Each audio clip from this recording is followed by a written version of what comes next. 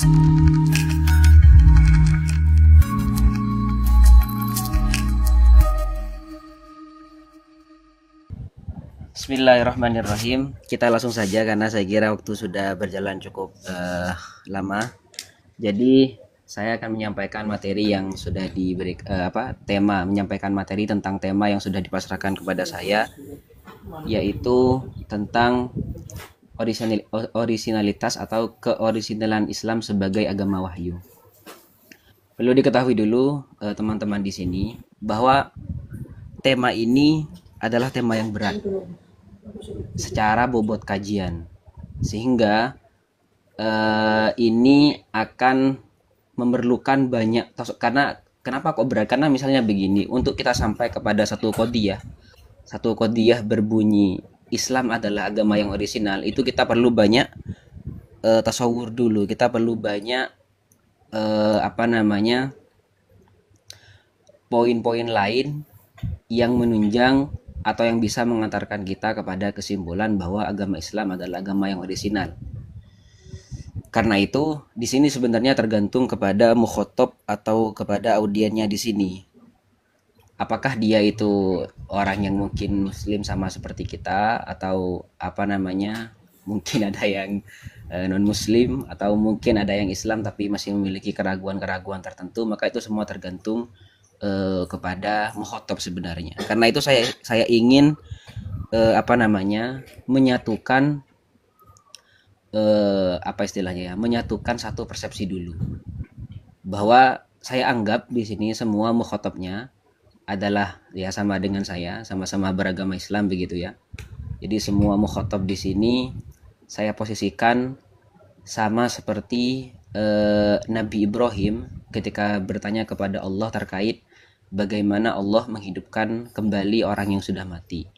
Ketika itu Nabi Ibrahim bertanya, yang direkam dalam Al-Quran surah Al-Baqarah ayat 260, wa idh qala Ibrahim rabbi arini kaifa tuhyil mauta qala awalam tu'min qala bala walakin liyatma'inna qalbi. Jadi Nabi Ibrahim waktu itu kepada Allah bertanya atau meminta kepada Allah, arini kaifa tuhyil mauta, tunjukkanlah kepadaku bagaimana engkau menghidupkan kembali orang-orang yang mati. Kata Allah Subhanahu wa taala, apakah kamu tidak beriman? Oh, tidak tentunya. Ini Nabi Ibrahim, jelas namanya nabi, keimanannya sudah kuat, tidak bisa kita pertanyakan lagi. Akan tetapi Nabi Ibrahim bertanya hanya untuk lihat ma'inna qalbi, agar menenangkan hatinya. Karena itu saya anggap di sini semuanya sudah percaya bahwa agama Islam adalah agama yang benar. Kemudian percaya bahwa Allah Subhanahu wa taala telah mengutus seorang utusan yang terakhir adalah Nabi Muhammad yang diutus kepada semua makhluk. Nabi Muhammad memiliki banyak mukjizat, dan yang mukjizat yang paling kuat atau yang paling agung adalah mukjizat Al-Qur'an. Dan mukjizat ini menunjukkan kebenaran bahwa Nabi Muhammad adalah seorang nabi. Saya kira saya anggap semua mukhotob atau semua audien di sini persepsinya sama seperti itu. Lalu apa tujuan kajian ini? Tujuannya hanyalah untuk menguatkan kembali apa yang sudah tertanam itu. Jadi kita sudah menanamkan dalam hati kita bahwa agama Islam adalah agama yang benar. Kemudian poin-poin yang akan disampaikan di sini hanya untuk mengitminan qalb kita, agar hati kita menjadi tenang, agar kita tahu bagaimana penalaran tentang kenapa agama Islam bisa dikatakan sebagai agama yang orisinal. Baik, untuk membahas kajian ini sebenarnya kita perlu bermula dulu dari saya akan mulai dari pembahasan sejarah agama dulu. Sejarah agama di sini yang akan saya kutip adalah sejarah agama menurut orang-orang barat. Bagaimana orang barat itu mempersepsikan sebuah agama lahir dalam peradaban manusia. Saya akan mengutip misalnya pandangan sejarawan asal Israel, namanya saya yakin di sini sudah banyak yang tahu. Di pondok juga saya sering diskusi tentang orang ini dan bukunya, yaitu Yuval Noah Harari dalam bukunya Homo Sapiens, A Brief History of Humankind gitu ya. Jadi di sana dia menyampaikan bahwa agama itu lahir dalam sejarah peradaban manusia karena ketidakmampuan manusia untuk menerjemahkan realitas hidup. dulu di masa orang-orang itu masih belum seperti sekarang, tidak ada kemajuan dalam bidang teknologi, tidak ada kemajuan dalam bidang kedokteran, tidak ada kemajuan dalam bidang apapun. Orang-orang waktu itu apa namanya? Ketika mengalami fenomena tertentu yang di luar jangkauan pengetahuan orang-orang waktu itu, mereka langsung mengembalikannya kepada hal gaib atau hal mistis. Contohnya misalnya begini, ada seorang suku pedalaman gitu ya, anaknya sakit, sakit yang itu waktu itu mereka belum tahu nama penyakitnya, lalu obatnya apa, lalu bagaimana analisis penyakitnya seperti apa, mereka belum tahu. Kemudian karena mereka tidak tahu atas penyakit tersebut, akhirnya mereka langsung mengembalikan itu kepada hal-hal yang mistis dan hal gaib. Misalnya mereka mengatakan bahwa oh ini disebabkan oleh roh yang ada di hutan di pohon besar itu.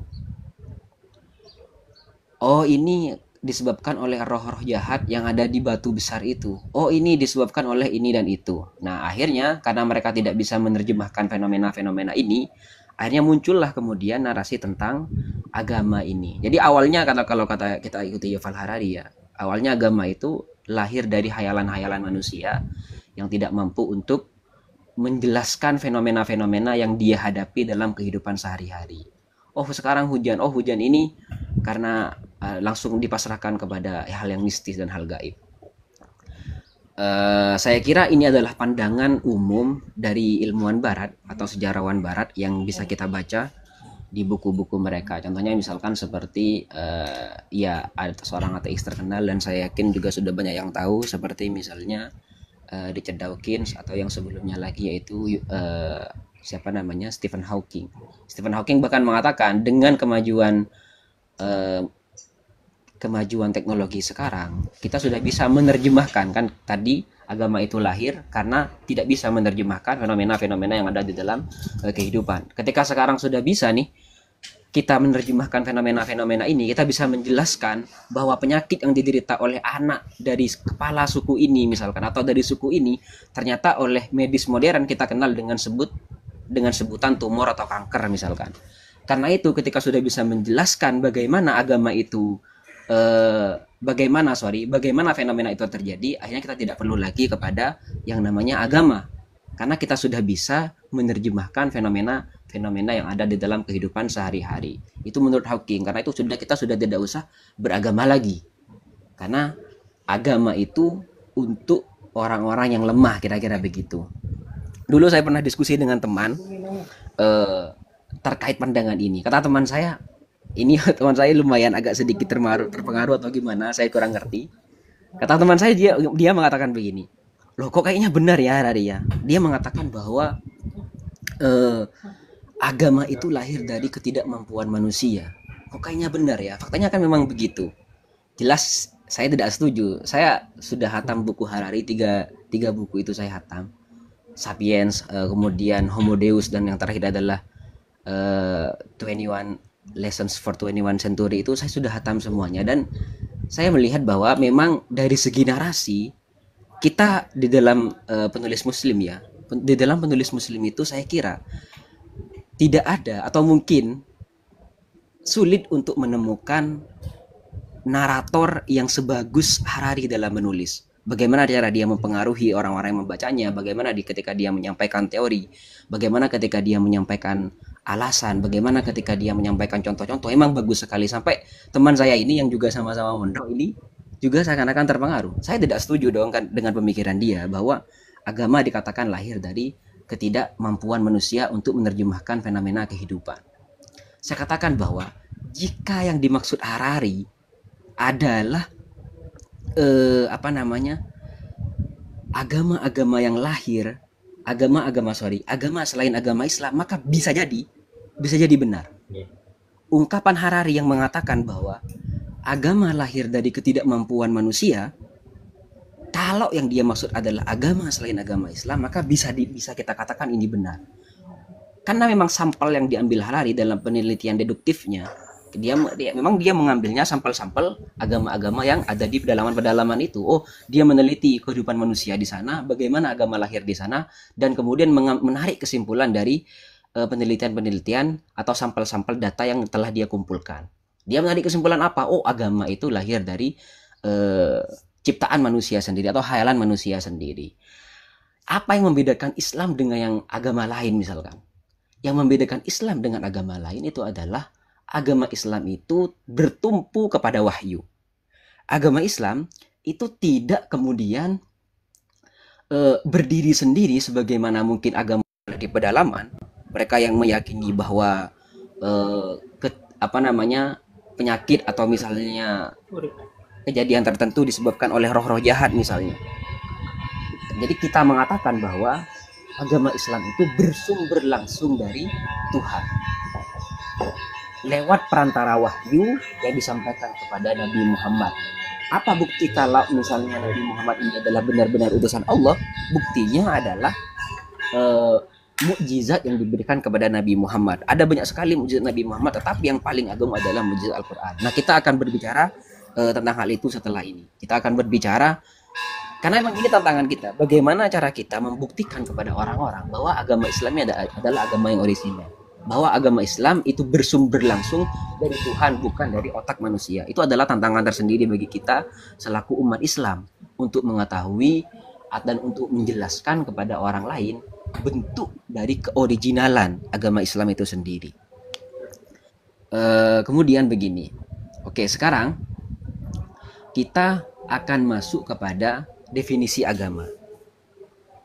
Apa definisi sesuatu bisa dikatakan agama misalkan? Saya akan membandingkan di sini bagaimana orang-orang barat kemudian mendefinisikan agama dan bagaimana ulama Islam itu mendefinisikan agama. Saya akan ambil contoh dari Émile Durkheim, seorang sosiolog asal Perancis. Di dalam bukunya yang berjudul The Elementary Forms of Religious Life itu dia mengatakan bahwa agama adalah suatu sistem kepercayaan dan praktek yang terpadu yang berhubungan dengan hal-hal yang sakral, yaitu hal-hal yang dipisahkan dan dilarang kepercayaan dan dilarang kepercayaan dan praktek yang menyatukan ke dalam satu komunitas moral yang tunggal. Jadi kalau kita lihat definisi dari Émile Durkheim ini, Émile Durkheim itu seakan-akan memotong hubungan antara manusia dengan Tuhan. Jadi kalau kita lihat definisi Durkheim ya, yang penting hal itu dianggap sakral oleh manusia dan diimani secara bersama yang berupa peraturan dan larangan-larangan, maka cukup untuk disebut sebagai agama. Beda dengan ulama Islam ketika mendefinisikan agama. Kalau ulama Islam itu mendefinisikan agama sebagai wat'un ilahiyun, atau suatu ketetapan yang ditetapkan oleh Tuhan. Misalnya kalau kita ambil definisi agama yang ada di dalam kitab Ithaful Murid karyanya Syekh Abdul Salam bin Ibrahim Al-Laqoni. Beliau mengatakan bahwa agama adalah wat'un ilahiyun sa'ikun lidzawil uqul bikhtiyarihim al-mahmud ila ma huwa khairun lahum bidzat ay ahkamun wada'ahallahu lil ibadi ba'ithatan ila khairid dzati wa hiya sa'adah al-abadiyah. Secara singkat saya terjemahkan bahwa agama adalah ketetapan Tuhan yang sudah Tuhan tetapkan bagi mereka yang berakal atas ikhtiar mereka sendiri untuk memilih agama, yang mana peraturan-peraturan atau ketetapan-ketetapan Tuhan ini mengantarkan mereka kepada kebahagiaan yang kekal, yaitu berupa kebahagiaan di alam nanti, di alam setelah kematian. Nah, kita bisa melihat perbandingannya. Jadi definisi yang dipakai oleh orang-orang barat dengan definisi yang dipakai oleh ulama Islam. Mereka mendefinisikan agama sebagai sesuatu yang sakral gitu aja. Jadi peraturan, larangan, perintah yang dianggap sakral oleh manusia. Tanpa ada koyit di sana ada hubungan antara manusia dengan entitas lain di luar mereka yang telah menciptakan semesta alam ini. Tidak ada. Jadi kalau kita lihat, memang ada beberapa ilmuwan barat tentunya yang mendefinisikan agama sebagaimana ulama Islam. Tetapi kalau kita lihat contoh dari pemikir yang lumayan terkenal seperti Émile Durkheim ini ya, definisi agama ya yang cuma sekedar itu. Di mana definisi agama yang paling mendekati kebenaran untuk kita ambil? Ya kalau kita mau lihat secara nyata di dunia nyata, definisi agama yang paling tepat untuk kita lihat di kehidupan nyata ya adalah definisi yang dipakai oleh ulama Islam, yaitu di mana peraturan itu datang dari sosok atau dari sesuatu yang di luar entitas manusia itu sendiri. Jadi ada ketetapan yang ditetapkan oleh Tuhan. Entah nanti Tuhannya seperti apa ya, kita kan tidak bahas itu kan. Sekarang kita hanya bahas murni definisi agama itu apa. Sesuatu bisa dianggap agama itu seperti apa, kira-kira begitu. Nah, ketika sekarang definisi agama itu sudah jelas, yaitu secara singkat ya, definisi agama adalah peraturan yang ditetapkan oleh Tuhan kepada makhluknya, kira-kira begitu. Maka sekarang kita bisa mengambil karena yang kita bahas adalah sekarang keorisinalan atau apa namanya keoriginalan, kira-kira begitu ya. Kita sekarang bisa menetapkan gitu ya, kira-kira apa kira-kira patokan sesuatu atau patokan agama bisa dikatakan sebagai original, bisa dikatakan sebagai oh ini nih agama yang orisinal nih. Apa patokannya? Berarti patokannya begini. Kalau kita lihat dari definisi ini, berarti patokannya adalah harus ada bukti yang kuat ketetapan-ketetapan atau syariat dan akidah ini memang betul-betul berasal dari Tuhan. Itu adalah patokan suatu agama bisa dikatakan original. Ini tentunya setelah ini kita akan bahas dulu, karena memang sekali lagi saya bilang bahwa pembahasan masalah apakah agama Islam ini, pembuktian agama Islam ini adalah agama yang original dibandingkan agama lain, ini sebenarnya adalah tema yang sangat besar dan menyangkut pembahasan yang sangat banyak sebenarnya. Cuman di sini akan saya kira-kira rangkum kira-kira begitu. Tujuannya seperti tadi, ini hanya ini untuk menggambarkan kepada kita setidaknya bukti-bukti kuat menurut ulama kita bahwa agama kita adalah agama yang original. Oke, kita sekarang sudah tahu definisi agama itu apa, kemudian kita sudah tetapkan nih satu batasan bahwa agama itu bisa dikatakan original, yaitu bersumber langsung dari Tuhannya. Nah, karena bersumber langsung dari Tuhan, kita perlu bahas lagi dong tentang penetapan keberadaan Tuhan dulu. Karena repot juga nanti kita misalnya bahas agama Islam ini original atau enggak, Kristen ini original atau enggak. Ternyata mukhatab yang sedang menjadi lawan bicara kita tidak percaya Tuhan. Kita mau diskusi dengan dia sampai berapa jam sekalipun, kalau diskusinya di apakah original atau tidak, ini akan kita menemukan kebuntuan. Karena memang dia tidak percaya Tuhan. Jadi mereka tidak punya patokan nanti originalnya seperti apa. Maka yang tepat untuk diskusi dengan orang-orang semacam ini adalah kita berdiskusi dulu nih, Tuhan itu ada atau enggak, kira-kira begitu. Baru setelah kita tetapkan Tuhan itu ada, nanti kita beranjak kepada pembahasan yang setelahnya. Karena memang bukan cuma bagi saya, memang faktanya adalah Tuhan itu adalah al-aslu. Kemudian agama di bawahnya yang menjadi pensyariatan kepada semua manusia itu adalah far'unnya. Kalau asalnya sudah tidak ada, ya maka far'unya juga gak ada. Intifa'ul asal yujibu intifa'al far'. Ketiadaan asal itu pasti meniadakan kepada far'. Jadi jika ateis sudah gak percaya kepada Tuhan, maka jangan bahas apakah agama itu original atau enggak, karena emang dia gak percaya kepada Tuhan. Baik. Karena itu saya akan mulai pembahasan yang lebih rinci lagi dari yang tadi, sejarah agama, bagaimana kenapa kok tema ini kemudian perlu untuk dibahas, karena ada tuduhan dari beberapa orang yang mengatakan bahwa agama itu lahir dari hayalan-hayalan. Kemudian juga saya sudah jelaskan bagaimana definisi agama, yang kemudian dari definisi ini kita munculkan satu patokan bagaimana agama bisa dikatakan original. Nah, sekarang kita akan bahas apakah Tuhan itu ada atau tidak. Kalau ada, maka harusnya seperti apa? Karena ya bisa jadi semuanya ngaku dong bahwa Tuhan saya lah yang pasti benar gitu kan, kira-kira begitu. Jadi kita ke pembahasan apakah Tuhan itu ada, dan kalau ada, maka Tuhan itu seperti apa? Tuhan seperti apa yang kita kehendaki, kira-kira begitu. Kalau dalam khazanah Islam biasanya kita akan kita akan menemukan dua dalil utama untuk membuktikan bahwa Tuhan itu ada, yaitu argumen hudusul alam, kebaruan alam, dengan argumen imkanu wujudil alam, atau keberadaan alam yang bersifat mungkin. Semua dalil tentang ketuhanan, pembuktian ketuhanan, semuanya akan kembali kepada dua faktor utama ini, atau ya faktor kebaruan alam, kira-kira begitu. Argumen kebaruan alam ini sangat penting karena memang kalau kita lihat di barat itu ya, di barat itu mereka mengatakan bahwa alam ini kan begini. Kenapa kok alam baru dan alam mungkin itu menjadi bukti keberadaan Tuhan? Karena ketika alam dikatakan baru, alias ada setelah tidak ada, berarti ada yang mengadakan. Kemudian alam jika dikatakan mungkin, mungkin dalam artian wujudnya itu tidak wajib. Jadi alam itu dulu sekali fil azal itu tidak ada. Kemudian karena antara ada dan ketiadaannya alam itu masih dua-duanya mungkin, bukan bersifat wajib. Bisa jadi nih Allah Subhanahu wa taala tidak menciptakan alam ini.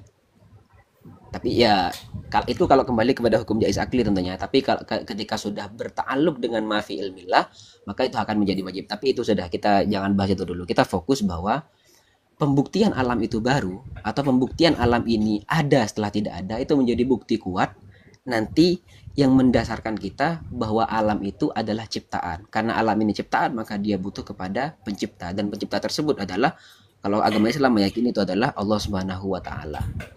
Orang-orang barat itu meyakini bahwa memang alam ini ada setelah tidak ada, tapi mereka akan mengatakan bahwa keberadaan alam yang sekarang ini, yang tercipta ini, itu muncul karena terjadi secara kebetulan, kira-kira begitu.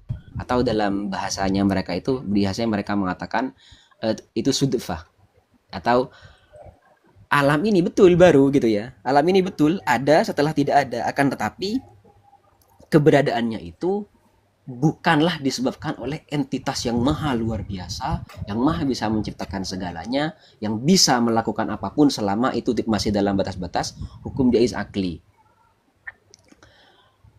Tentu banyak ulama yang kemudian sudah mengerot ini ya, sudah ngerot ini. Di antaranya ulama mengatakan, ada kaidah mengatakan bahwa faqidus syai'i la yu'ti. Sesuatu yang tidak ada tidak ada secara esensialnya, maka dia tidak mungkin memberi efek kepada orang lain. Bagaimana misalkan, ini contoh sederhananya, misalkan bagaimana seorang misalkan akan mengajari kepada orang lain padahal dia sendiri masih belum berilmu. Bagaimana sudfah itu sendiri bisa memberi pengaruh kepada alam yang luar biasa ini, yang menciptakan segalanya ini, padahal dia juga tidak bisa memberikan efek kepada dirinya sendiri. Kira-kira begitu. Nah, apapun kaidah berpikir begini. Jadi begini, setiap kaidah berpikir, setiap sesuatu yang jelimet ya, setiap sesuatu yang jelimet itu pada akhirnya kalau kata ulama itu harus kembali kepada kaidah-kaidah yang pasti, kaidah-kaidah yang daruri. Maksudnya ada dua istilah ya, ada daruri sama ada badihi. Kalau yang saya maksud dengan daruri di sini adalah argumen yang mana argumen ini tidak memerlukan kepada pembuktian lain, bersifat daruriyat, bisa diterima oleh semua kalangan.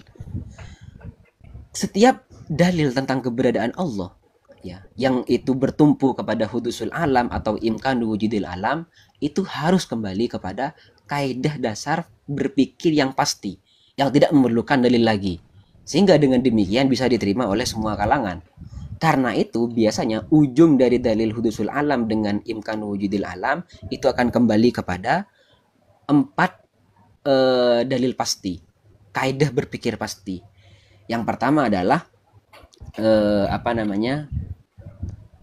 yang pertama itu adalah butlanud daur, yang kedua adalah butlanut tasalsul, yang ketiga adalah butlanut tarjih biduni murajjih, yang keempat adalah al-illah al-ghaiyah.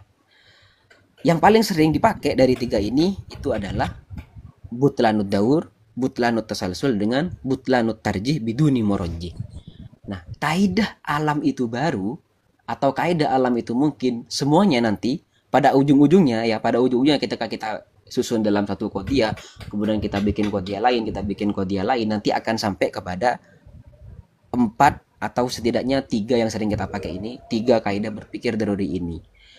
Daur misalkan kita contohkan begini, daur itu contohnya begini, A melahirkan B, B melahirkan C melahirkan A, berputar-putar seperti itu. Ini jelas mustahil kan begitu. Jadi misalnya alam itu adalah apa namanya?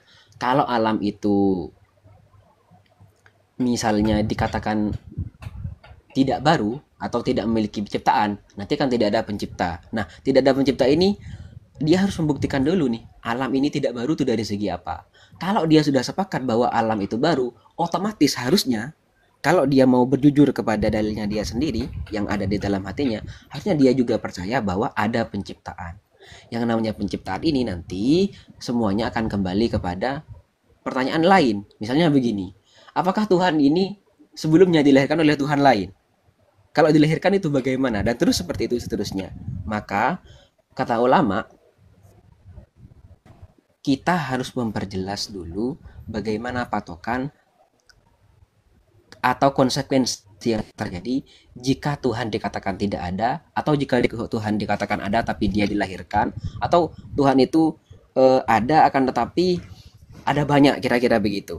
Nah, semuanya nanti akan kembali kepada empat dalil tadi, empat konsekuensi tadi. Pertama yang daur ya. Daur itu seperti yang saya jelaskan tadi. Yang kedua adalah tasalsul.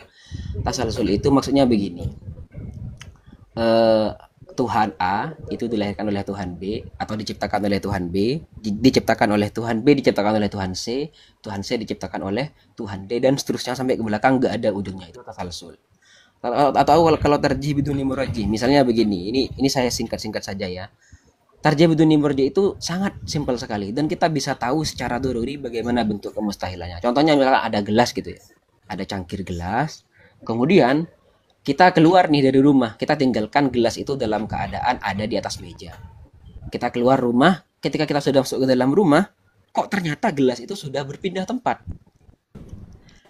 Kita tanya dong misalnya kepada orang yang ada di dalam rumah, loh kok bisa gelas ini pindah, kira-kira begitu. Ada yang menjawab, oh gelas itu pindah karena dia dirinya sendiri, nggak ada yang memindahkan sama sekali. Maka otomatis akal kita akan berpikir bahwa itu tidak mungkin. Pasti ada sesuatu yang mentarjih antara sukunnya dia dan harokahnya dia. Bergerak dan diamnya gelas di atas meja ini itu yastawiyani. Jika kemudian dia berpindah, kira-kira begitu ya, kok dikatakan itu tidak ada yang memindah, tidak ada yang mentarjih antara dua keadaan ini, maka otomatis akal kita langsung menghukumi itu adalah mustahil.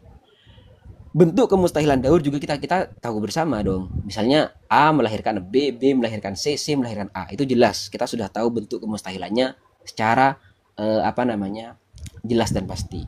Yang dulu itu sempat saya bingungkan adalah di mana letak kemustahilan tasalsul. Saya dulu itu nggak ngerti gitu. Di mana katakanlah kata ulama begini.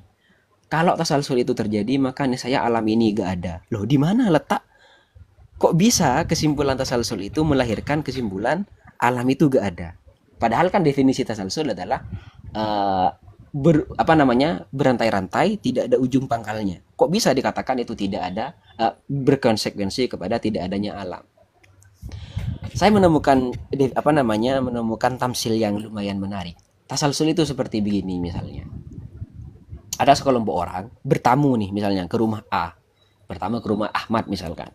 Ahmad datang menyuguhi kopi kepada masing-masing kepada masing-masing tamu ini. Mungkin tamunya ada 10 kira-kira begitulah. Dikasihlah satu-satu kopi gitu ya. Ahmad kemudian mengatakan, "Monggo kopinya, silakan diminum," dan dia meninggalkan meninggalkan ruang tamu. Tadi Ahmad kan sudah bilang untuk mempersilahkan kopi gitu ya, mempersilahkan kopi. Tapi karena malu, semua orang ini masih tidak ada yang minum. Akhirnya yang paling ujung nomor 1, katakanlah tamu nomor 1 gitu ya, mengatakan monggo diminum kopinya. Mengatakan kepada yang tamu nomor 2. Tamu nomor 2 mengatakan juga sama kepada tamu nomor 3, monggo kopinya. Terus begitu sampai akhir. Apakah kemudian ada yang minum? Jika terus seperti itu, tidak ada. Begitulah bentuk apabila tasalsul itu terjadi, niscaya tidak ada makhluk. Karena makhluk itu ada, berarti harus ada dong yang betul-betul memulai semuanya. Bukan kemudian tidak ada ujung pangkalnya, pasti ada yang memulai. Yaitu siapa ya? Kalau kita meyakini bahwa itu adalah Allah Subhanahu wa taala. Ketika ada satu orang yang minum gitu ya, berarti memang ada satu orang yang sudah memulai. Kira-kira begitu. Disitulah bentuk apa namanya, salah satu ya tamsil yang mudah untuk menggambarkan bagaimana bentuk kemustahilan daripada tasalsul. Nah, konsekuensi-konsekuensi ini yang akan terjadi bila kita katakan bahwa Tuhan itu tidak ada,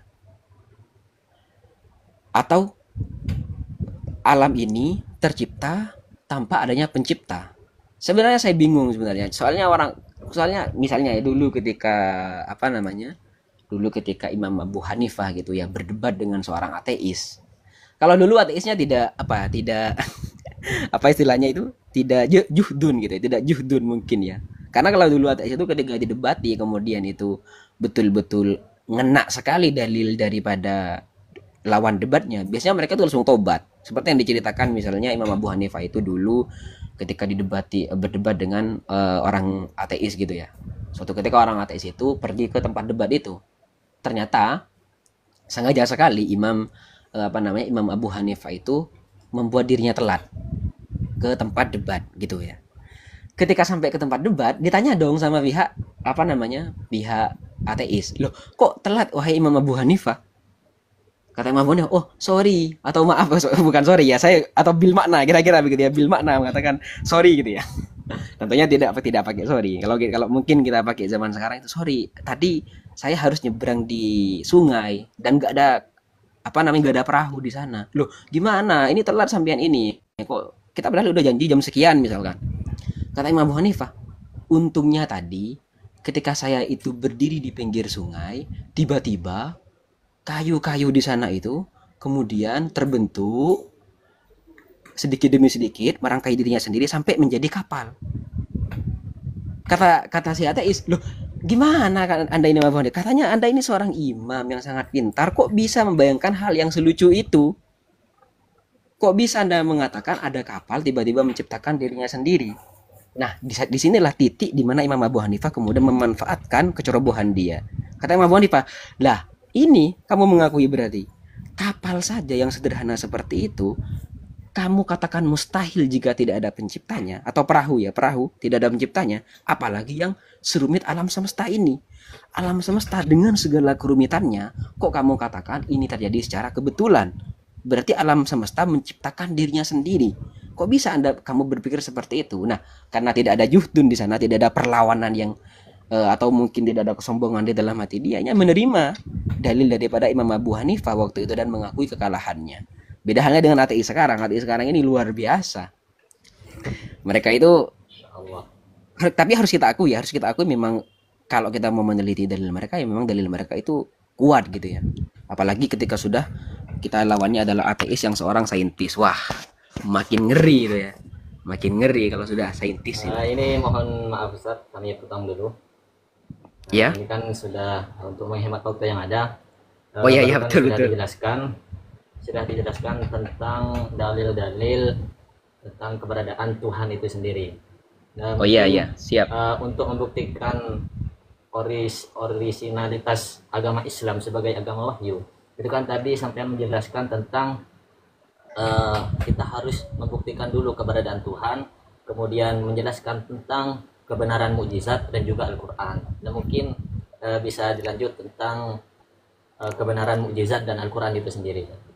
Oh iya, baik. Jadi begini, sekarang kita pindah pembahasannya dari, berarti saya anggap di sini kita sudah sepakat kepada satu qadhiyah berbunyi Tuhan itu ada, selesai. Tuhan itu ada. Sekarang kita membuktikan bagaimana Islam ini betul-betul itu berasal dari Allah Subhanahu wa taala. Buktinya itu ada pada kita harus membuktikan bahwa Al-Quran itu benar, mukjizat itu benar, kemudian Rasulullah itu juga benar. Ini saling berikatan satu sama lain, walaupun nanti ada perbedaan. Nah, pertama kita harus mengenal Rasul dulu, karena nanti dari pembahasan Rasul ini akan bercabang kepada pembahasan mukjizat dan Al-Quran. Rasul itu adalah manusia pilihan yang telah dipilih oleh Allah Subhanahu wa taala, yang diberikan wahyu, murni pilihan. Tidak mungkin, kata ulama, ada seseorang yang bisa mengusahakan dirinya sendiri dengan bertapa misalkan di Gunung Bromo gitu ya selama sekian tahun untuk menjadi nabi. Tidak mungkin ada. Mau seperti apapun juhudnya seseorang itu, kalau dia tidak dipilih oleh Allah Subhanahu wa taala, maka tidak mungkin dia menjadi nabi. Nah, yang menjadi kunci dari nabi ini untuk dikatakan nabi itu apa? Adalah wahyu. Wahyu sebagai wasilah antara seorang rasul dengan Allah Subhanahu wa taala. Karena tanpa wahyu ini, maka tidak bisa kemudian seseorang itu dikatakan sebagai nabi. Dari mana kita tahu bahwa wahyu itu pernah turun kepada Nabi Muhammad? Kalau kita hidup di zaman sekarang ya, kita tidak hidup di zaman sahabat. Kalau kita yang hidup di zaman sekarang ini, kita tahu wahyu itu turun kepada Nabi Muhammad dari dalil yang mutawatir, dari teks literatur sejarah ataupun hadis yang itu terus ditransmisikan sampai kepada kita dengan jalur yang mutawatir. Yang mana kalau mutawatir itu, kalau kata para ulama, itu sudah yufidu al-qot'a, sudah memastikan pengetahuan yang pasti kebenarannya. Saya di sini akan sedikit menyinggung bagaimana epistemologi Islam atau bagaimana nazariyatul ma'rifah. Sumber ilmu itu didapat di dalam agama Islam. Agama Islam itu mengakui bahwa ada 3 sumber ilmu. Pertama ada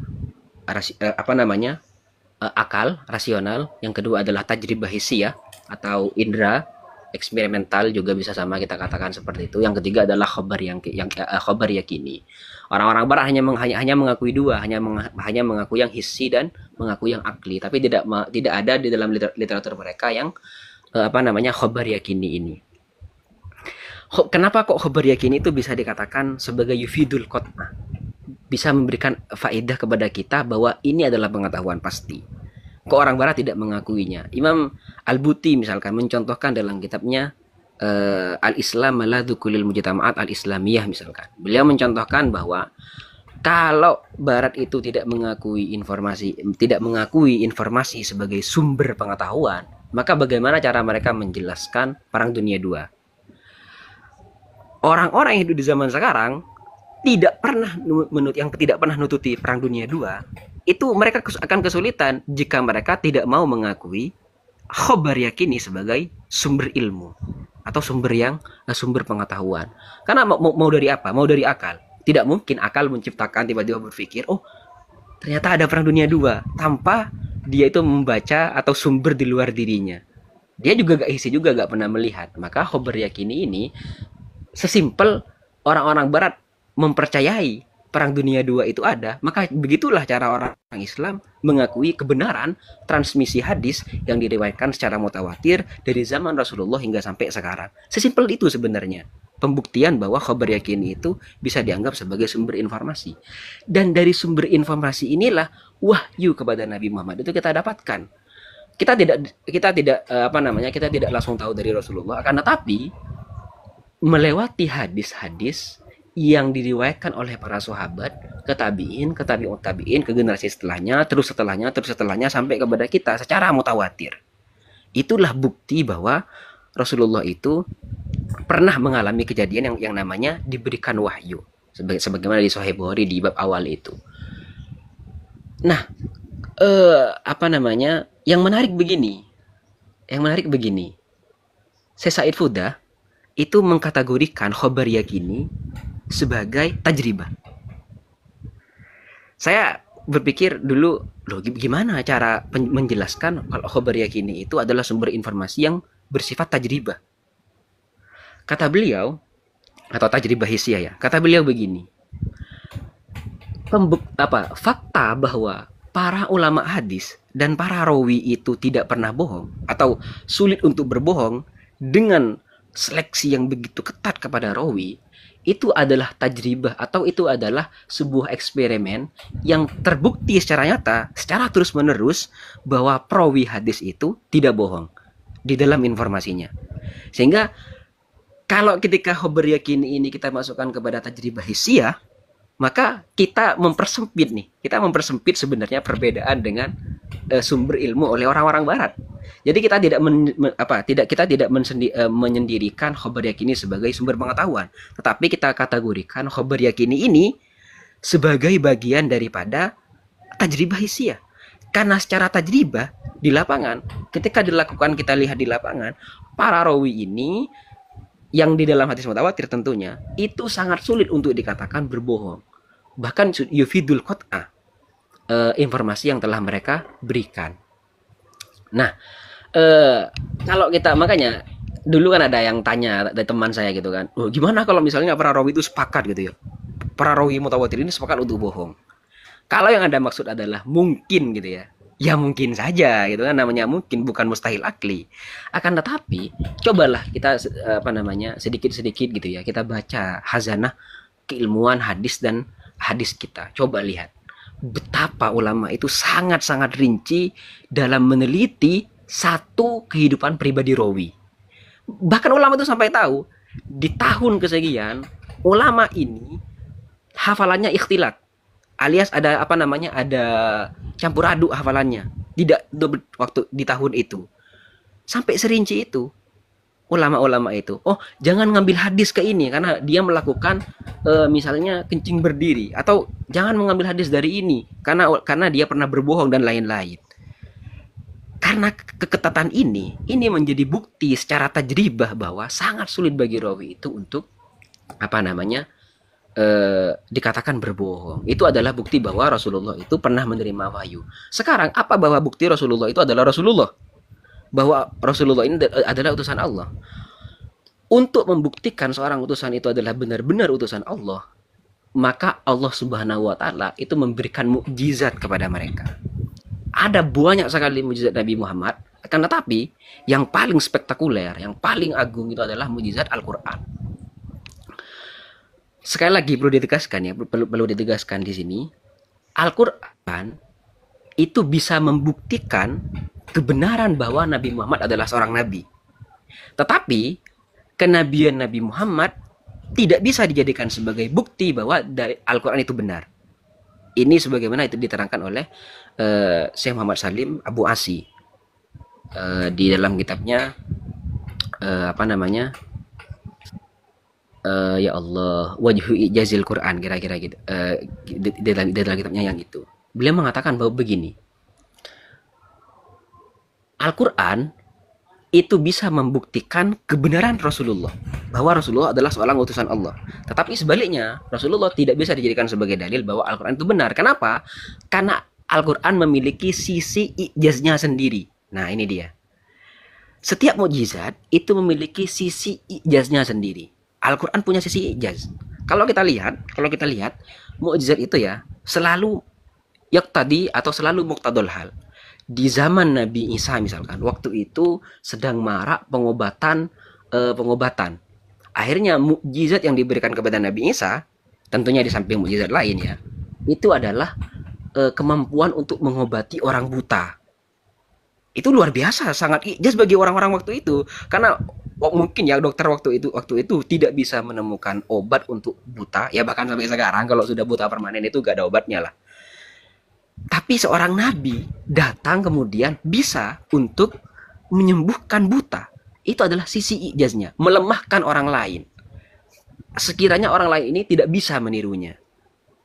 Kemudian di zaman Nabi Musa beliau mengubah, waktu itu sedang marak sihir menjadi tren waktu itu ya. Kalau sekarang mungkin kira-kira trennya apa, TikTok gitu misalkan ya, atau trennya apa gitu ya. Waktu itu trennya bukan TikTok gitu ya, trennya di sana waktu itu adalah sihir. Karena itu yang diturunkan kemudian oleh Allah Subhanahu wa taala, mukjizat yang diturunkan oleh Allah kepada Nabi Musa waktu itu adalah bisa mengubah tongkat menjadi ular.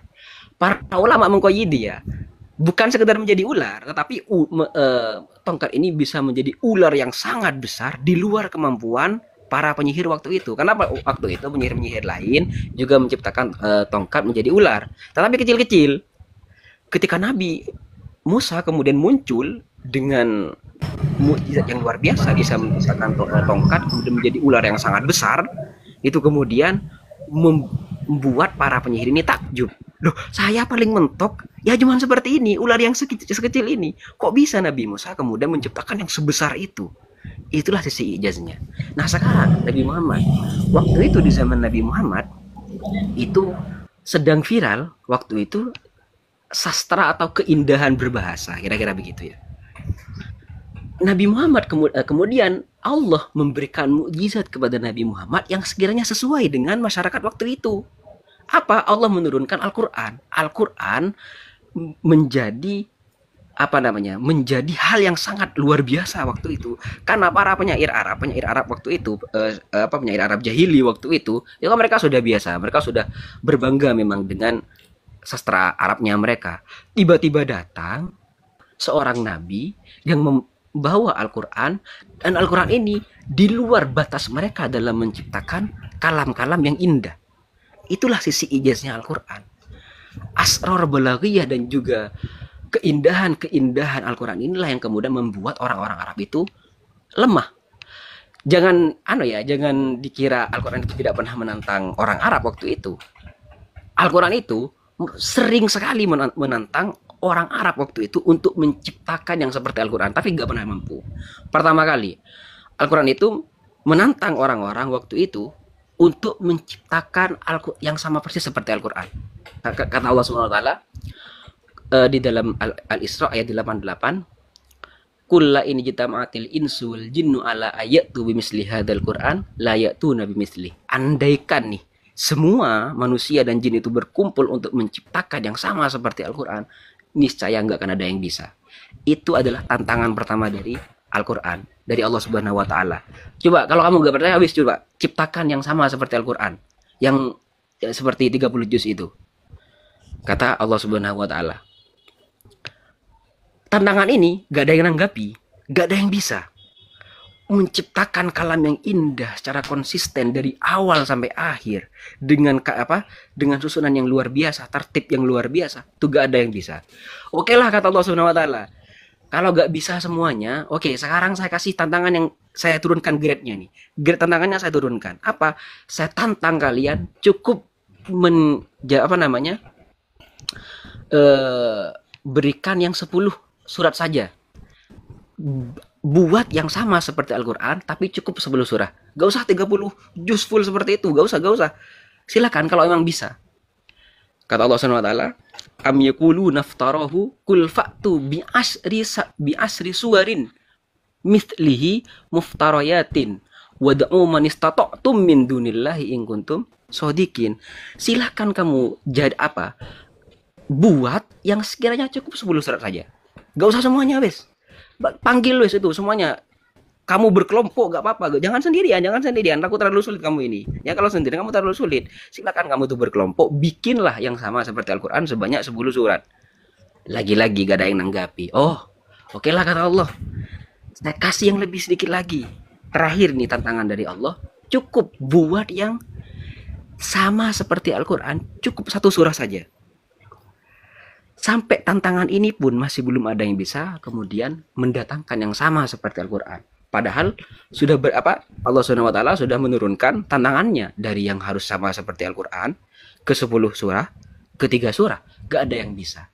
Inilah bentuk ijaz dari Al-Quran. Bentuk pembuktian bahwa Al-Quran ini memang betul-betul dari Allah Subhanahu wa taala.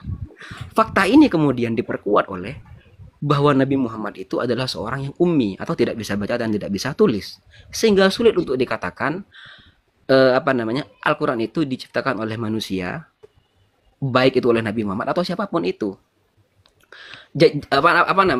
Kalau kita memang lihat ya konteks sejarah, konteks sosial waktu itu di zaman Nabi Muhammad, memang sejarah atau peradaban menulis itu masuknya ke Arab itu belakangan daripada bangsa-bangsa lain seperti misalnya bangsa Mesir kuno bangsa Mesir kuno atau bangsa Babilonia. Itu lebih dulu mereka. Bangsa Mesir itu tidak baru saja sebenarnya bangsa Arab itu apalagi Mekah itu sebenarnya baru aja mengenal tulisan.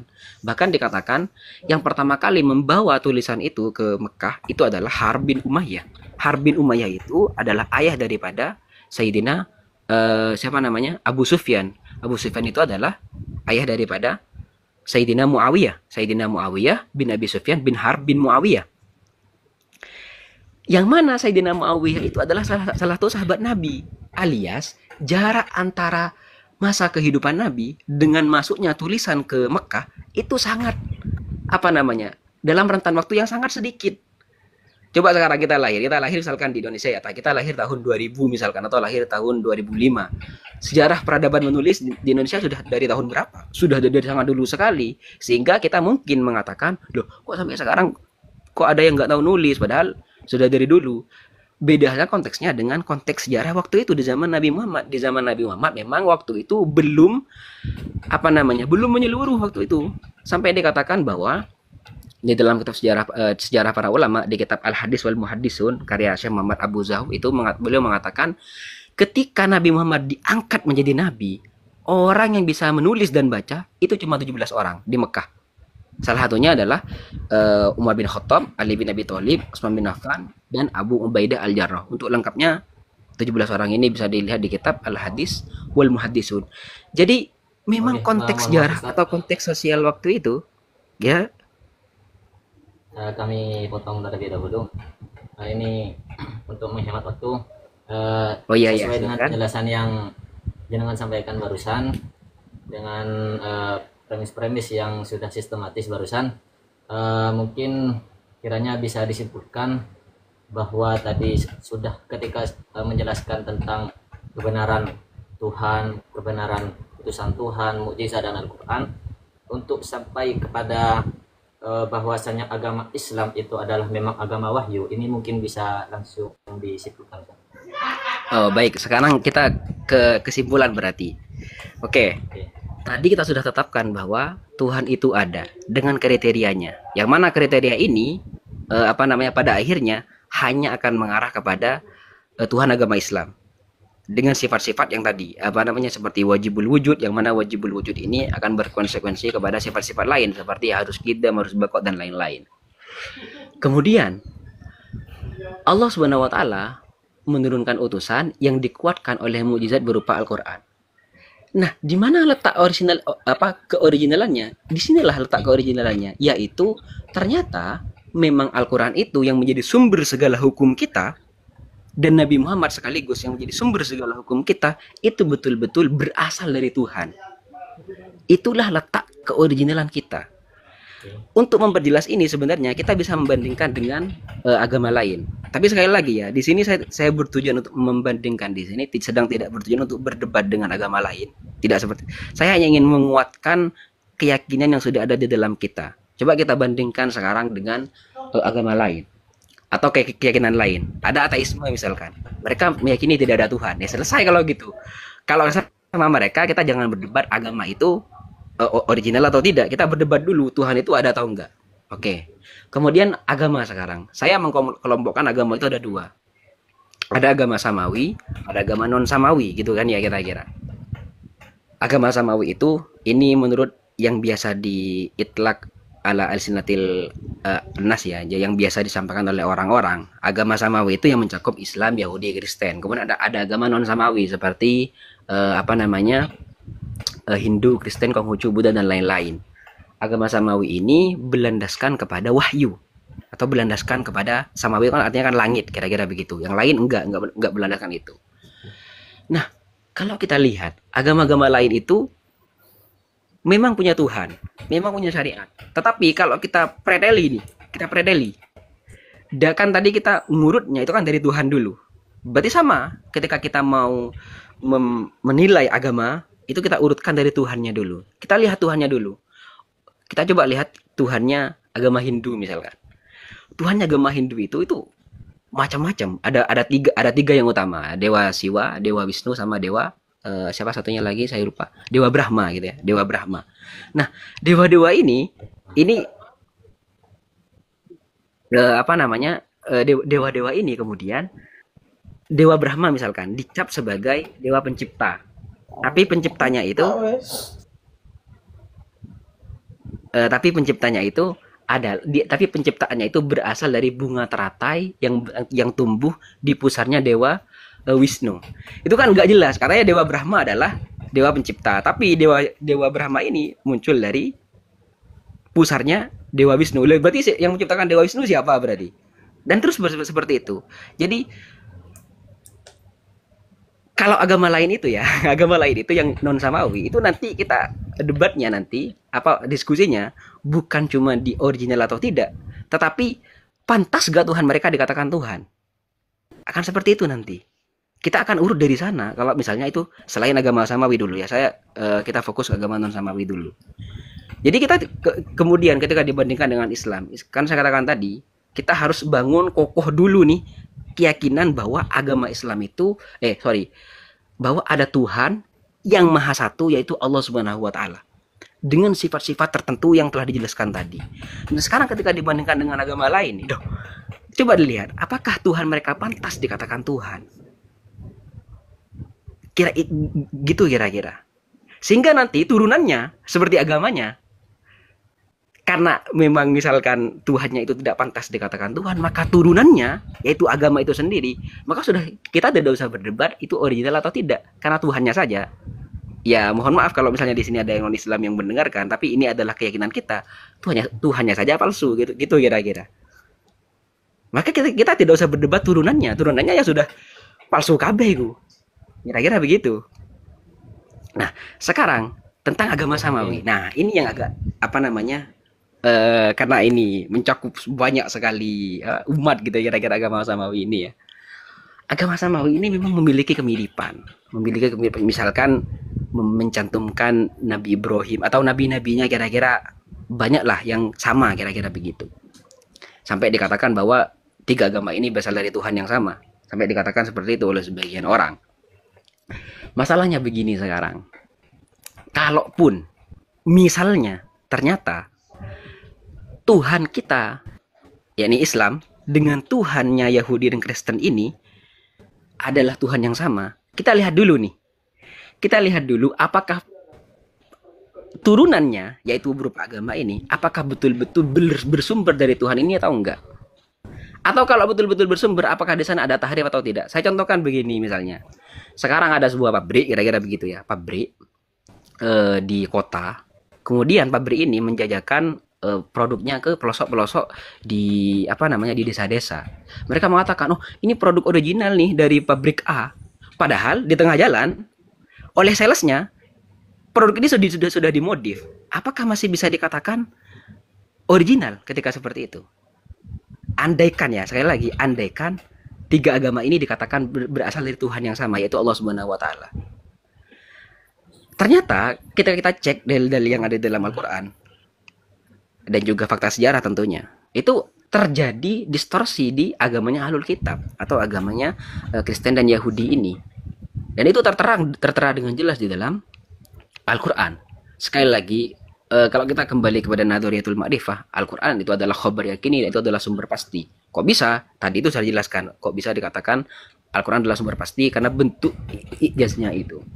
Misalnya Al-Qur'an mengatakan bahwa minal ladzina hadu yuharrifunal kalima an mawadi'ihi wa yaquluna sami'na wa asaina. Di antara ahlul kitab itu, mereka telah mentahrif atau mendistorsi Al-Qur'an. Telah mendistorsi Al-Qur'an. Mendistorsi kitab mereka. Jadi hanya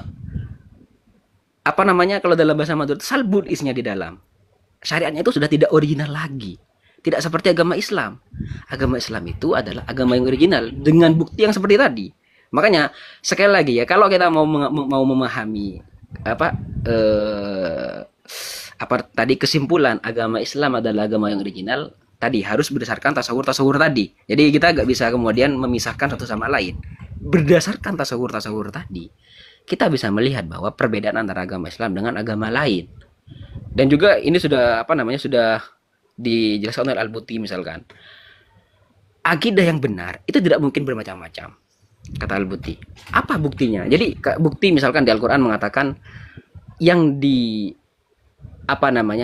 menjadi ajakan Nabi Muhammad dengan agama-agama yang sebelumnya, dengan nabi-nabi sebelumnya, itu sama saja sebenarnya. Misalnya Allah Subhanahu wa taala mengatakan, "Wa ma arsalna min qablika min rasulin illa nuhi ilaihi annahu la ilaha illa ana fa'budun." Atau misalnya, "Syara'a lakum minad dini ma wassa bihi Nuhan walladzi auhayna ilaika wa ma wassayna bihi Ibrahim wa Musa wa Isa an aqimuddina wa la tatafarraqu fi." Jadi semua akidah itu, kalau namanya akidah itu tidak mungkin bermacam-macam. Sehingga kita katakan bahwa Tuhannya agama Islam, Kristen sama Yahudi ini satu, cuman akidahnya beda-beda. Oh, nggak bisa dikatakan seperti itu. Yang namanya akidah itu pasti satu. Itu hanya menyembah Allah Subhanahu Wa Taala. Kita lihat sekarang, siapa yang disembah oleh mohon maaf ya kalau misalnya di sini ada orang Kristen misalnya yang mendengarkan secara tidak sengaja mungkin lewat di TikToknya gitu ya. Mereka misalnya mengakui Nabi Isa sebagai Tuhan.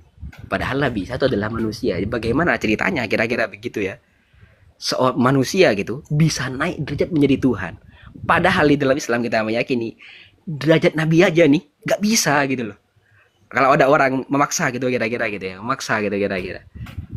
Jadi kok bisa Oke, kemudian mohon ada maaf orang yang Ustadz. menjadi Tuhan? Mungkin dicukupkan dulu Oh penjelasannya. ya, Alhamdulillah penjelasannya sudah cukup syumul dan komprehensif, sudah eh, bisa menjelaskan secara detail tentang tema pada malam hari ini. Sedikit informasi bagi para pemirsa Najah Center Sidogiri. Setelah ini kami simpulkan sejenak tentang apa yang sudah didiskusikan. Kemudian setelah itu kami buka segmen tanya jawab. Caranya adalah pertama dengan menuliskan kata tanya di kolom komentar, nanti kami angkat, atau bisa menuliskan pertanyaan seputar tema pada malam hari ini di kolom komentar. Nanti kita akan hubungkan kepada narasumber kita malam hari ini. Baik, kesimpulan dari pembahasan kita malam hari ini sudah cukup sistematis tadi ya, dimulai dari sejarah perspektif barat tentang agama, dan juga pembenaran tentang bahwasannya Tuhan itu ada, pembuktian bahwa para utusan itu memang benar utusan Tuhan, dan juga tadi sempat membahas tentang apakah Al-Quran itu memang kalam ilahi atau bukan. Dan setelah premis-premis tersebut dibuktikan secara ilmiah dan sudah dinyatakan benar, seperti yang dikatakan narasumber tadi, untuk mencapai kesimpulan Islam itu benar diperlukan banyak premis, diperlukan banyak pernyataan-pernyataan yang didukung oleh konsep ilmiah. Nah, itu setelah pembahasan tadi, setelah pembahasan panjang lebar, kesimpulannya bahwasannya Islam itu memang agama wahyu. Buktinya apa? Karena setelah pembuktian bahwa tadi itu Tuhan itu memang ada, seperti yang dikatakan tadi, tapi ini membahas tentang keberadaan Tuhan ini masih perlu tergantung mukhotobnya, tergantung lawan bicaranya. Kalau kita mau bahas apakah Islam itu memang agama wahyu atau bukan, kalau misalkan kita itu lawan bicara kita adalah ateis, maka yang perlu didudukkan terlebih dahulu adalah pembahasan tentang apakah Tuhan itu ada atau tidak. Nah, sedangkan ini bagi narasumber menjelaskan kepada orang-orang yang sudah beriman bahwasanya Tuhan itu ada. Jadi tidak banyak yang mau kita sampaikan. Mungkin kita akan membuka segmen tanya jawab bagi para pemirsa Najah Center Sidogiri. Mungkin ada yang mau bertanya atau ada sedikit statement dari narasumber yang perlu diklarifikasi. Silahkan ketik kata tanya di kolom komentar, nanti kami angkat, atau tulis pertanyaan Anda di kolom komentar. Yang didahulukan yang ketik tanya ya, biar naik.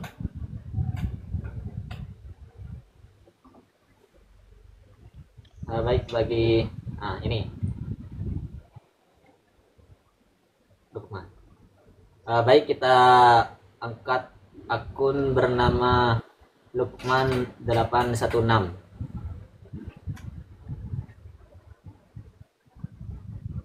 Silahkan bagi akun Lukman 816 untuk mengutarakan pertanyaannya.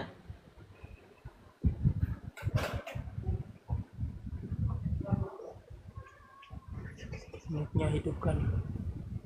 Kenapa? Mic-nya Lukman hidupkan mic-nya. Bagi akun Lukman, bisa dihidupkan mic-nya. Turunkan saya. Baik, kita angkat akun Rakyat Pribumi.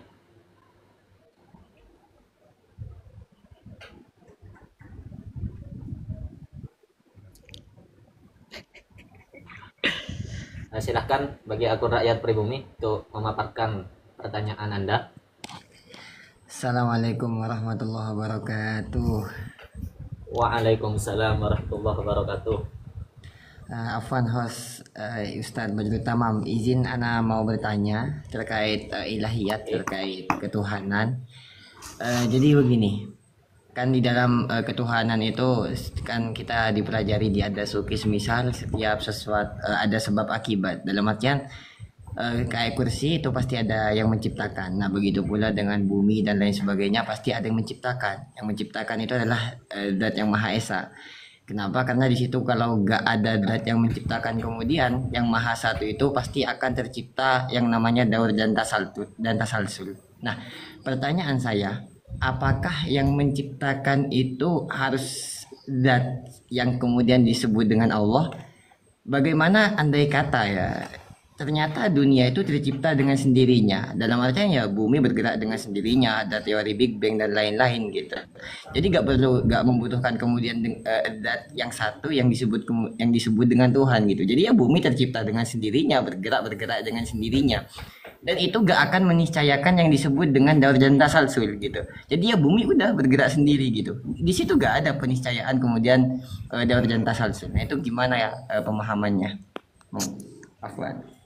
Oke, bisa ditangkap pertanyaannya. Kita Oh iya, ya, ke bisa. narasumber. Bisa. Mungkin langsung dijawab, Ustadz. Oh iya, bisa. Bismillahirrahmanirrahim. Terima kasih Ustadz Ghazali, ini teman saya waktu di ACS. Begini, saya tadi tidak hanya mencantumkan daur dan juga tasalsul sebagai konsekuensi daripada ketiadaan pencipta, kira-kira begitu ya. Tetapi saya juga tadi menyinggung salah satu kaidah berpikir pasti yang berupa butlanut tarjih biduni murajjih, yaitu kemustahilan atau kebatalan sesuatu yang tidak ditarjih oleh siapapun, oleh apapun, kira-kira begitu. Maksudnya begini, alam itu dulu fil azal tidak ada, keberadaannya dengan ketiadaannya. Jadi gini, antara istimrarul adam atau dia itu mau diijad oleh Allah Subhanahu wa taala, itu adalah dua hal yang masih sama, yastawiyani. Kemudian yang mana dari dua ini yang mau ditarjih? Apakah mau di istimrarul adam atau ditarjih untuk ada? Kira-kira begitu. Nah, kalau misalnya tiba-tiba alam ini ada tanpa ada yang mentarjih, tanpa ada merojihnya, maka itulah yang dikatakan kemudian dengan mustahil. Makanya saya tadi mengatakan bahwa tidak hanya butlanut daur dan tasalsul juga sebagai konsekuensi daripada ketiadaan Tuhan, tetapi kita mempertimbangkan yang lain, seperti misalnya adalah at-tarjih biduni murajjih, kemustahilan. Jadi makanya sekali lagi begini, coba kita kepada hal yang sederhana dulu, kepada hal-hal yang sederhana seperti yang saya contohkan tadi, berpindahnya barang dari satu tempat ke tempat lain. Kalau ada orang kemudian mengatakan, oh ini gelas ini berpindah dari tempat A ke tempat B tanpa ada yang memindah, itu sudah pasti akal kita langsung menghukum itu adalah mustahil. Lah, kok alam yang seperti ini, yang seluar biasa ini, kita harus bedakan ya antara tidak tahu dengan tidak ada. Misalnya begini, kita tidak tahu bahwa misalnya seperti apa zat yang menggerakkan bumi ini, atau kita tidak hidup nih di zaman ribuan tahun yang lalu ketika alam tercipta. Kita gak ada waktu itu, kita tidak melihatnya. Apakah itu yulazimu adama zat yang yujidul alam? Tidak yulazim antara keduanya.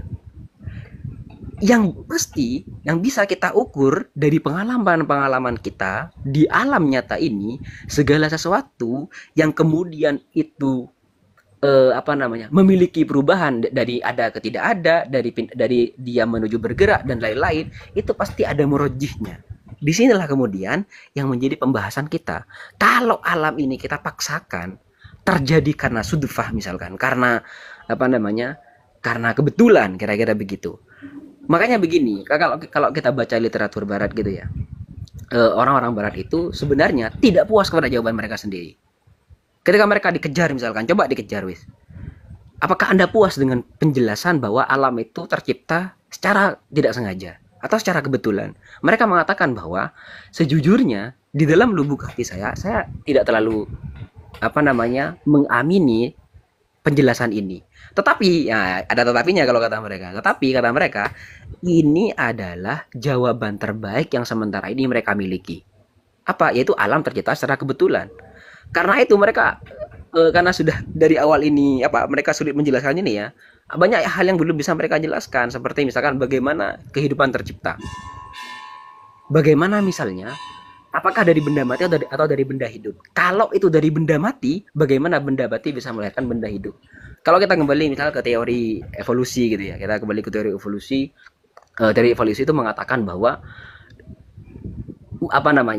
makhluk atau ya katakanlah makhluk ya, makhluk pertama di bumi itu adalah berupa bakteri.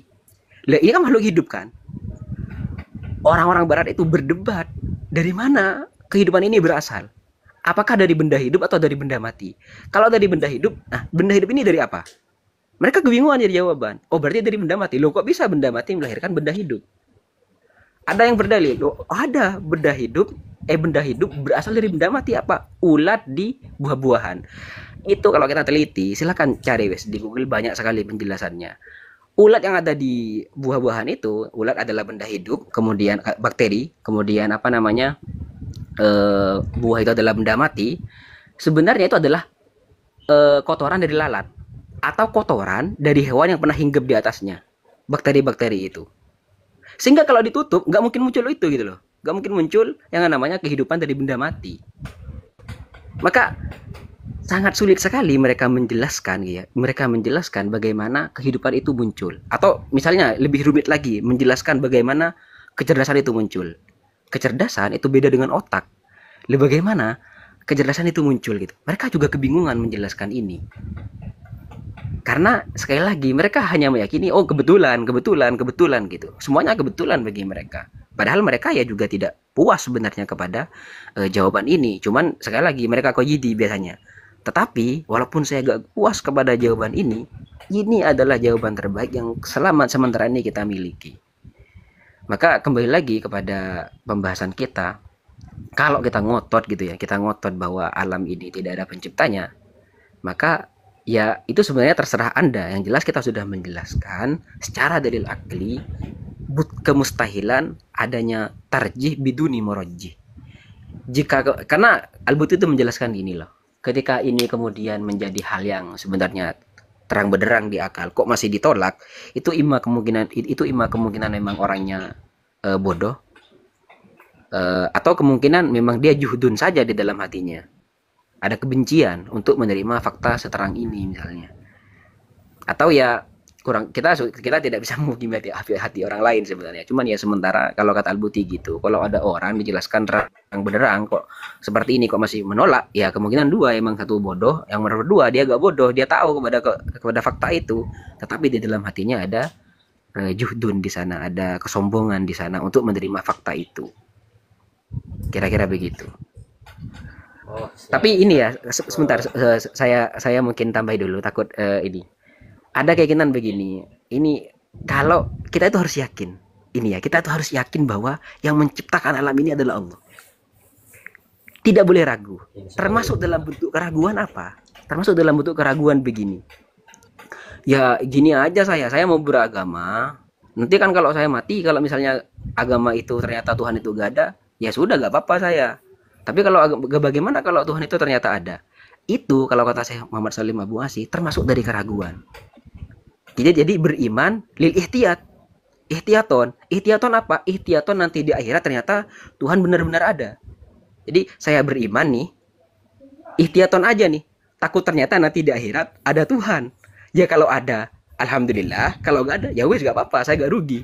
Nah, itu bentuk dari syak dalam iman. Itu nggak boleh. Yang namanya iman itu harus berlandaskan kalau nggak kepada apa namanya nadhor, kepada taklid. Taklid dan nadhor ini dua-duanya sama-sama al-jazmu. Bedanya apa? Yang satu yakni taklid itu tidak nasyi, tidak tumbuh dari dalil. Tapi kalau nadhar itu nasyi'un an dalilin. Tapi dua-duanya sama. Al-jazmu, harus yakin. Tidak boleh ada syak di sana. Ya kira-kira begitu. Oke, jawaban yang sangat memuaskan. Mungkin kami cukupkan dulu untuk segmen tanya jawabnya. Terakhir mungkin ada pesan-pesan dari narasumber kita kali ini, Ustaz Badrul Tamam, untuk para pegiat An-Najah di Indonesia. Untuk pesan saya ya, mungkin ini juga untuk saya sendiri secara pribadi, ya usikum wa nafsi, kira-kira begitu. Pertama, ini pesannya Al-Buti kepada diri beliau sendiri dan juga kepada penanya yang pernah bertanya kepada beliau. Kata beliau, silahkan baca apa saja, pelajari apa saja. Kalian boleh untuk melepaskan dulu sementara keyakinan-keyakinan dulu untuk demi apa namanya? Demi objektif kepada pemikiran tertentu. Baru setelah itu kalian pilih mana jawaban yang atau mana kira-kira penjelasan yang paling cocok dengan akal kalian. Tentunya kata Al-Buti, kalian berani bertanggung jawab atas pilihan-pilihan itu. Jadi silakan baca, mau baca filsafat, mau baca karya Mu'tazilah, mau baca apapun itu silakan. Dan pilih mana yang menurut Anda itu paling rasional dengan catatan siap dengan konsekuensi atas pilihan itu. Itu yang pertama. Yang kedua adalah ini terutama kepada teman-teman di An-Najah Center. Jadi saran saya, mulailah untuk dan juga saya juga pribadi, karena saya sadar ketika sudah sampai sini banyak ketertinggalan. Mulailah untuk mendalami hazanah ulum akliyah Islam seperti adabul bahsi wal munadharah, kemudian ilmu makulat, kemudian umur ammah, kemudian ilmu mantik. Kalau kita mau betul-betul berkembang di dalam ilmu kalam, kita harus mempelajari ini, ilmu-ilmu akliyah ini. Kalau kita mau tahqiq ya, sehingga nanti kita bisa kajian kita itu sudah tidak sudah bukan cuma aqidatul awam, kita naik ke syarah aqaid nasafiyah, ke syarah aqaid nasafiyah. Nanti dari syarah aqaid nasafiyah dari al-ikhtisafil i'tiqad ke syarah aqaid nasafiyah. Dari syarah aqaid nasafiyah nanti kita naik kepada yang paling tinggi di dalam kitab karya kalam seperti misalnya mawaqif dan syarah-syarahnya. Itu butuh butuh pembelajaran yang tidak sebentar terhadap ulum-ulum akli. Maksudnya begini, jangan hanya fokus di ngerot gitulah kira-kira. karena kalau ngerot itu bagus juga kita untuk mengetahui kelemahan-kelemahan dari lawan, tetapi jangan sampai melupakan hazanah kita sendiri. Di Indonesia saya lihat belum sementara ini belum ada yang seserius itu mempelajari ilmu kalam. Hanya ada beberapa orang lah. Seperti misalnya Habib Ali Bakir, beliau luar biasa di ilmu kalam. Kira-kira begitu.